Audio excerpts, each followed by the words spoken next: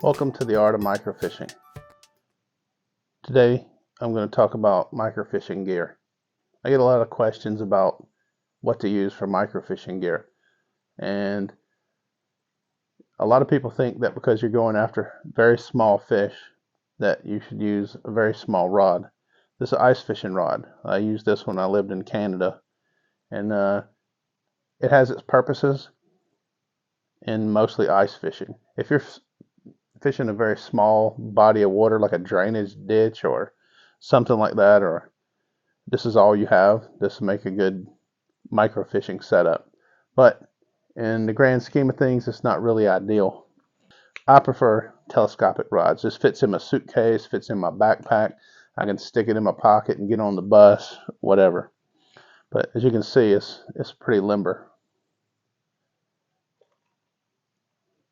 The second question is about hooks. So Tanago fishing is where microfishing started. That's where the whole concept and precept came from. And fishing for Tanago are a small fish that is in Japan.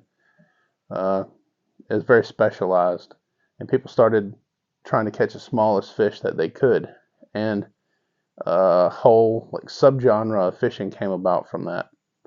I'm using yellow line here just for demonstrative purposes, but I don't really even see anything wrong with using high vis line for microfishing because you're going to have a leader on it, or most of the time you're going to have a leader. You're just going to make a loop.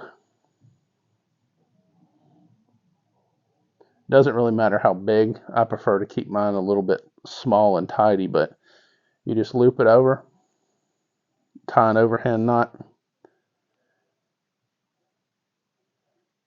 This is like 80-pound, 50-pound lines mono, so it's kind of stiff. But I normally use about 12 or 15 pound for actual fishing, but this is easier to see. So I just tie that overhand knot and make a bit of a loop. It doesn't matter how big the loop is within reason.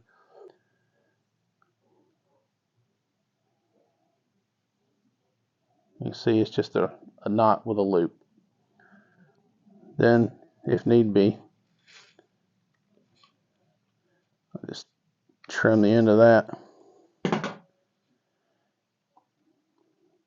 And it doesn't really matter how long the loop is, you just need to be able to put your fingers in it. So you take the loop, put your fingers in it, open them up, turn your fingers like this to make a loop, and then you just make like a little slip in it.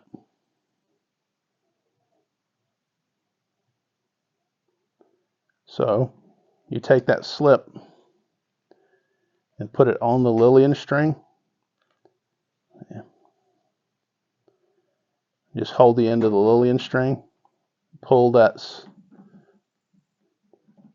snug, and that knot that's on the lillian string keeps your leader from coming off.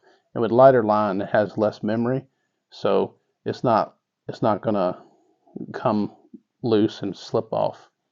So then you just make your leader however long. Usually I will match my leader to my rod length, and you just open it up and then make the length. And again, it doesn't matter. Sometimes you're going to need a short leader because you're going to use your telescopic pole and push it into weed beds or between trees for access. Doesn't really matter.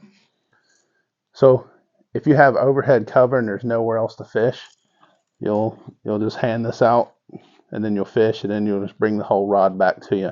There's a number of ways to use this. Most people just use a telescopic hand rod, but the straight up and down method like this. And like I said, normally I will match my leader to the length of the pole, less whatever my snelled leaders are. So these are 30 centimeters, so I would end it 30 centimeters from the end of my rod, and that's where I put my swivel on.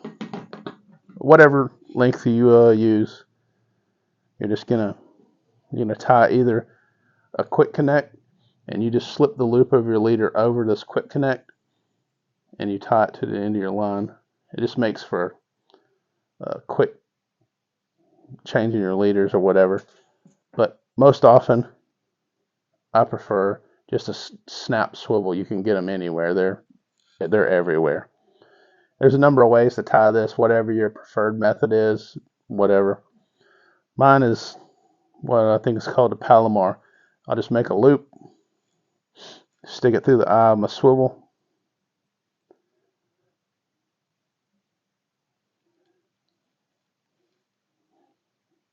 make an overhand knot, and then put the swivel through the loop, pull it snug. And if I were doing this for bigger fish, I would wet it so wouldn't lose any strength, but microfishing doesn't matter so much. I'm going to trim the tag off. So the one reason I like using the swivel is because it has some weight to it, and so it just makes it easier to come back to you. It acts as a small split shot. And then you'll just open up your leader, slip it onto the swivel, fasten it, and then you're set to go fishing. And you can use split shot on the leaders or the main line for whatever you need. And that's pretty much it. You need a pair of forceps to take these small hooks out. But other than that, you don't need a lot of materials and gear. And you can repurpose a lot of what you have. But you don't need to spend, exorbitant amount on hundreds of dollars for a tenkara rod or anything like that. And we have the Art of Microfishing micro hooks, specifically designed for microfishing. And we have the 1-2-3 pack and the original size number 30 that are pre-snelled, pre-tied, and they're ready to go out the pack. We also sell telescopic fishing rods, connectors, weights, floats, things like that on the website. So you can check us out at theartofmicrofishing.com. If you have any questions, you can email us, or if you're part of the Facebook group, just post it on the group and we'll answer it. There's usually people there for identification of species and helping with tackle and things like that. All right? It's really a simple thing. It's enjoyable. Like, no reason not to do it. All right, have fun.